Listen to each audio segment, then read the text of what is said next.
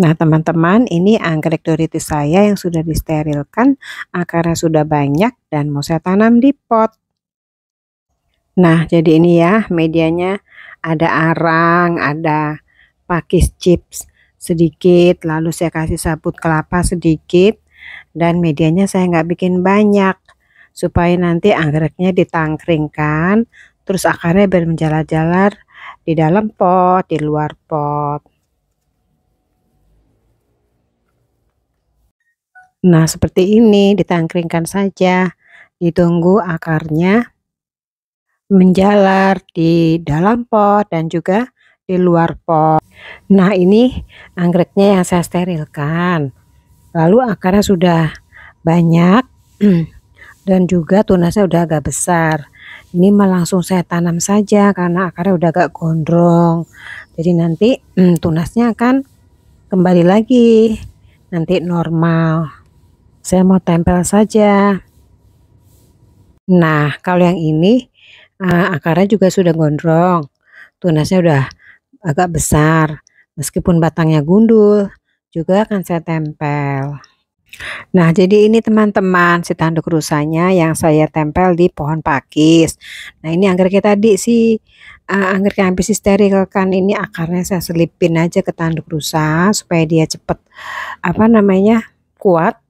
Dia cepet hidup si akarnya, dan ini anggreknya tadi saya tempel. Nah, ini juga, ini kan tanduk rusanya. Terus ini si anggrek dendronya yang akarnya tadi udah agak gondrong, tunasnya agak besar. Nah, ini kenapa saya kasih tanduk rusa, karena pohonnya pohon mati. Kalau pohon hidup ya nggak usah kasih tanduk rusa. Nah, ini juga teman-teman ya, udah saya tempel. Ini kan ditempelnya kan di pohon pakis atau pohon kayu mati. Nah, kalau yang mati-mati itu saya ngakalinnya pakai tanduk rusa, karena kan tanduk rusa tanaman hidup, sehingga nanti kalau akarnya menempel ke tanduk rusa dia dapat kelembapan, jadi dia kayak pivot gitu di tanaman hidup. Nah, ini tanduk rusanya, nanti biar akarnya juga menjalar-jalar tanduk rusa itu.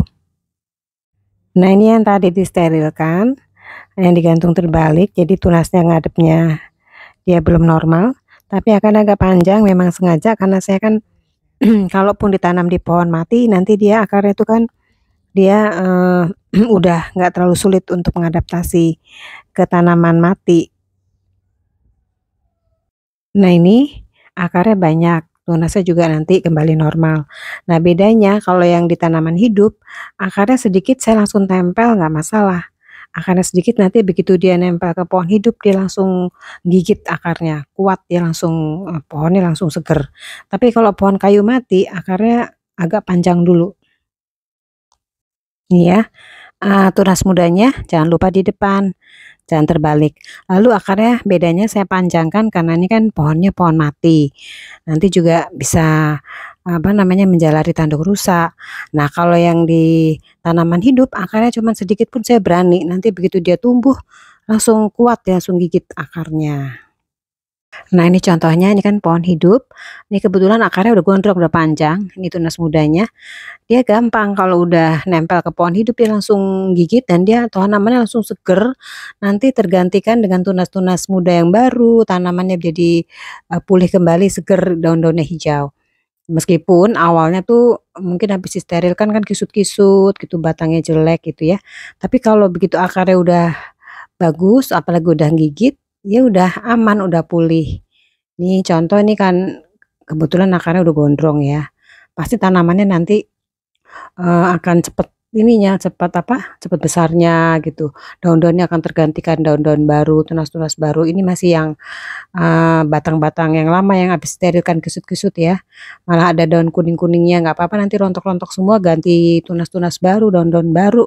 Karena sudah kelihatan dari akar-akarnya sudah gigit karena di pohon hidup, itu bedanya. Dan nggak perlu kasih tanduk rusa kalau yang pohon hidup. Itu kelebihannya dan enaknya seperti itu. Nah, ini karena akarnya sudah bagus, meskipun dia pohonnya maksudnya tanaman anggreknya, pohon anggreknya itu kisut-kisut nih batangnya kan habis steril kan ya, tapi nggak masalah dia akan segera pulih karena akarnya sudah gigit, sudah kuat. nanti dia akan daun-daunnya akan terganti dengan tunas-tunas baru yang segar-segar, yang hijau, daun-daun yang lama yang kuning-kuning akan rontok, jadi tanamannya sudah pulih, jadi segar dan jadi tanaman baru. Nah, itu kelebihan kalau kita nanam di tanaman hidup, lebih mudah perawatannya, nggak sulit, karena memang dia epifit. Nah, yang ini kan gundul nih, akarnya belum ada, tapi tunasnya kecil ada. Nah, saya udah berani langsung nempel karena ini yang ditempel tanaman hidup. Kalau tanaman tanaman mati saya nggak berani buru-buru tempel, nunggu akarnya panjang dulu. Nah, ini karena tanaman hidup saya berani tempel karena nanti begitu akarnya keluar, akarnya langsung gigit, dia langsung seger lagi. Nah, ini contoh kan saya beli bibit, Cattleya dan dapatnya bibit masih kecil. Nah, waktu itu saya sterilkan, ya lumayan ya nunggu waktu sabar akhirnya tumbuh akarnya. Nah, ini kalau nanamnya nggak tepat, di media yang nggak tepat, agak sulit ya karena yang ditanam bibit masih kecil sekali kecuali agak gede ya. Cattleya tuh kalau agak gede sih gampang nanamnya, tapi kalau kecil kan masih kecil bibit itu agak susah. Nah, untungnya ditempel di pohon jadi sudah aman. Nah, ini juga Cattleya bibit ditempel di kayu hidup, dia udah aman gitu. Meskipun akarnya sedikit tapi begitu dia menggigit dia langsung, cepat segarnya dan juga tinggal menunggu pertumbuhannya.